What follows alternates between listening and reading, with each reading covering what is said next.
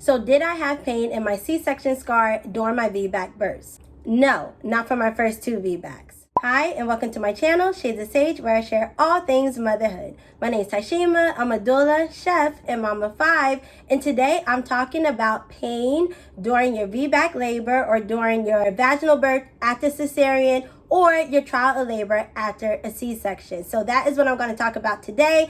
Again, if you watch any of my other videos, you know that I have had 3 VBAC births, including a vaginal birth after 2 cesareans.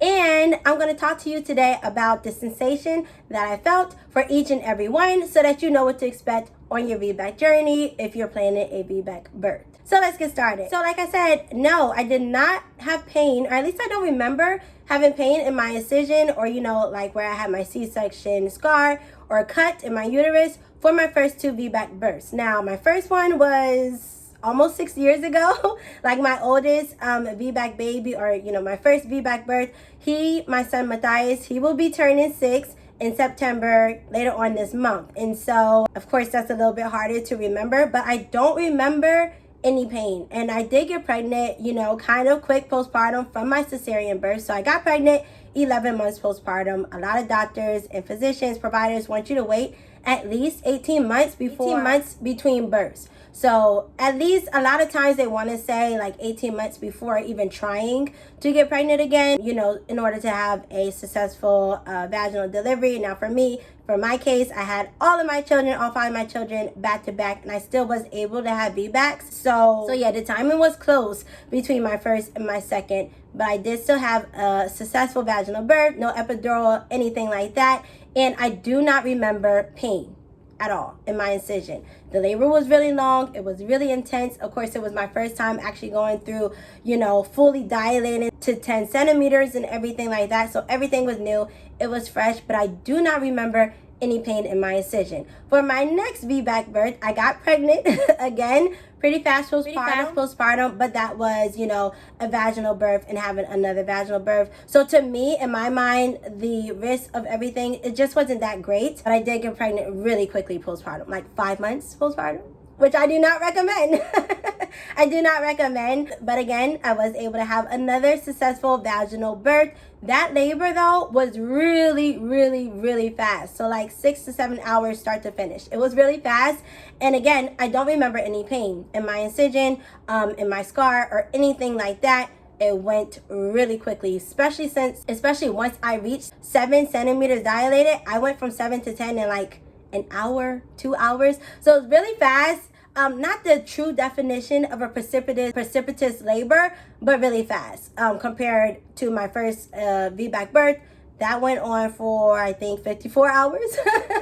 So it was my longest birth by far out of all of my children. But the second VBAC birth, quick, fast, pushing was quick and fast. 11 minutes, he was out. It was beautiful. It was beautiful. My most easiest birth that I have had. And I don't remember any pain in my scar.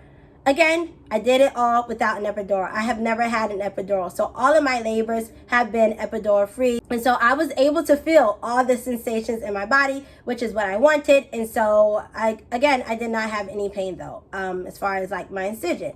Now, that brings me to my third VBAC birth, which was October of last year. So I'm coming up on 1 year postpartum with my baby girl, and she was my vaginal birth after 2 C-sections.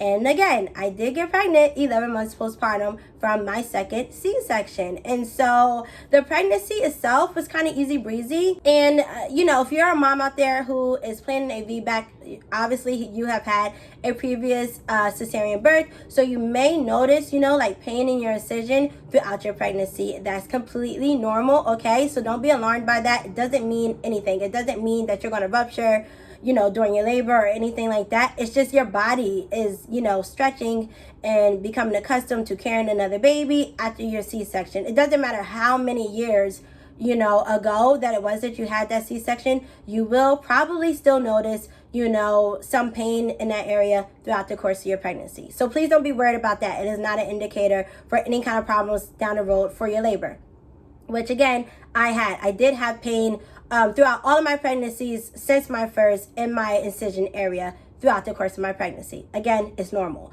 right? But for the labor, I did notice pain in my incision area or in my C-section scar, which I have never noticed before. And again, I did it without an epidural. My 5th birth was actually a planned home birth. So if you want to know exactly everything that went on, I do have my birth story on this channel. I have my birth vlog on this channel. You can check that out at your leisure. But yeah, I did feel pain, and it wasn't throughout the whole labor. It was like for an hour or two. And I want to say that the reason why I felt the pain is, in my mind, I just believe, looking backwards, or looking back on the birth experience itself, is that is when my baby's head was coming down over the incision. That's what, that's just what I'm thinking. Because it wasn't for the whole labor. It was for a little part of the labor, and it was really intense though. Almost to the point, and again, mind you, I did everything at home. I did all the laboring and everything here at home. So there was this little small piece in my mind that was like, oh my gosh, Tashima, maybe you're rupturing, or maybe this is the beginning of a rupture, because I had never felt that pain before, and it was pretty intense. And yeah, for every contraction, I would feel the pain. So I wasn't feeling the pain in between contractions that I can remember. And I do know that is one of the signs of a uterine rupture, is that you're feeling pain throughout or in between your contractions, which is obviously, not normal. That's not usual. And that could be an indicator that you are rupturing or you're about to rupture. But it was pretty intense. I did start to get worried there for a little bit. And then after that hour or two, it went away. Not completely went away, but it went away to where I didn't really notice it anymore. And then she was delivered and all of that. I had no rupture. I was able to get my VBAC after 2 C-sections, and everything went beautifully, postpartum. No issues. So that is how my VBACs went. For the most part, I did not experience pain in my C-section scar throughout the course of my labors. And for reference, my last labor was about 36 hours.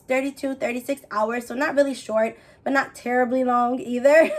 And again, I did, that one was the truly, out of all my VBAC births, that one was unmedicated. So with my other 2 children, or my other 2 VBACs, I did have Pitocin used. Again, I did not have an epidural for those, but for my last, it was no Pitocin, no epidural, no anything. And so I was able, again, to feel everything. So I think that, my body was doing everything it needed to do. My contractions were really strong. And I just think that as her head was coming past that area of my uterus, I could feel more pressure or more tension on that area, it's stretching. But it went away and I had no issues. So I just wanted to make this video for moms out there, because I see this question listed a lot actually on a lot of the VBAC community boards that I'm a part of on Facebook and otherwise. And it can be an area of concern for moms out there who are planning a VBAC birth. But just really listen to your body.